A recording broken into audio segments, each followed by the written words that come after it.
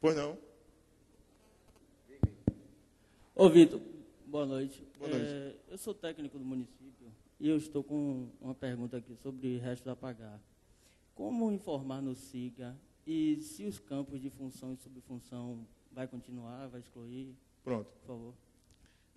Restos a pagar. Primeiro que muitas entidades ainda não fizeram a inscrição, né? É importante que seja revisto isso. As funções e subfunções vão constar, mas a programação é para que ela não se torne campo obrigatório, mas vocês precisam declarar esses restos a pagar.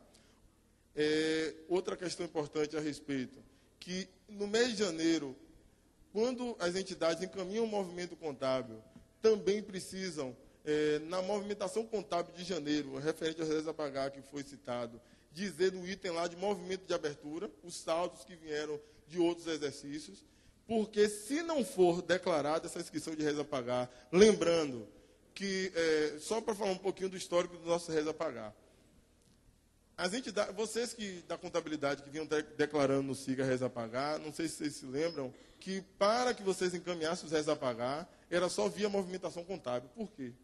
Qual foi o objetivo do tribunal a instituir pelo sistema a inscrição do restos a pagar?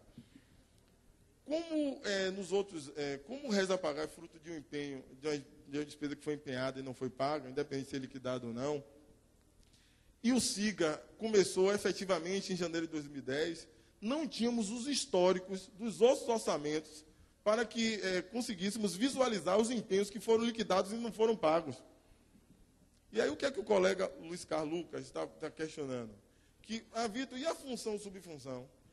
Em um momento nós íamos tirar a função e subfunção porque algumas entidades estavam tendo dificuldade em encaminhar o envio dessas funções e subfunções. Mas porque tinha alguns restos a pagar que eram de anos anteriores.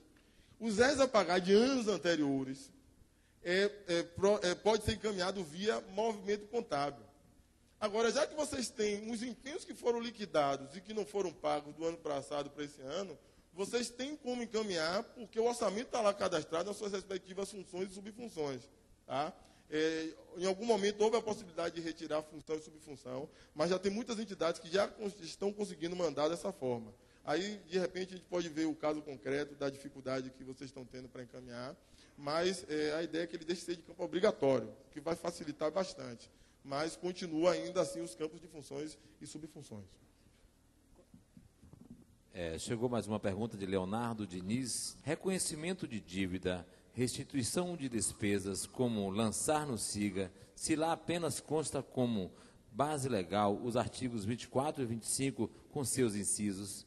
Porque a base legal está na parte lá na parte de dispensas e inexigibilidades, né?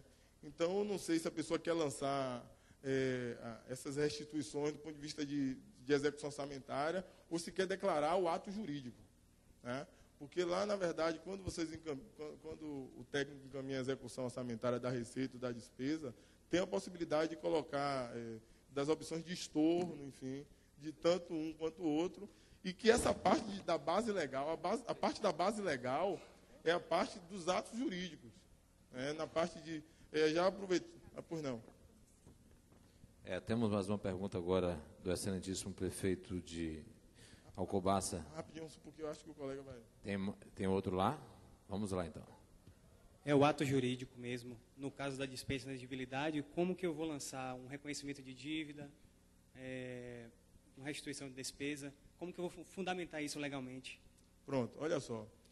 Nem todos os itens de execução orçamentária eles são passíveis de uma fundamentação dos atos jurídicos. Foi o que fizemos, foi bem oportuno a pergunta do colega. No começo, é interessante, na verdade, como o sistema ele vem amadurecendo, na medida que a gente vai discutindo, e as entidades vão colaborando também, qualquer despesa precisa de licitação. Dourado, rapaz, a gente precisa rever isso e tal. Até folha de pagamento o sistema estava bloqueando.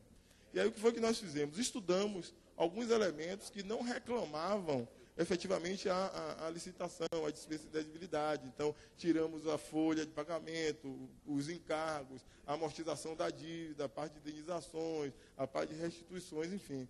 Então, no caso, essas restituições, esses estornos, eles não são objetos de lançamento dos atos jurídicos. Depois, de repente, a gente precisa rever isso, porque isso só vai para a parte de execução orçamentária. Agora, se for fruto de uma diferente de um ato que é fruto de uma dispensa, de uma inexigibilidade. Tanto que até foi bom o colega falar, né, porque uma coisa remete à outra. Algumas entidades vinham entrando em contato com a gente, falando, olha, Vitor, entrou uma nova modalidade de licitação, que foi a chamada pública.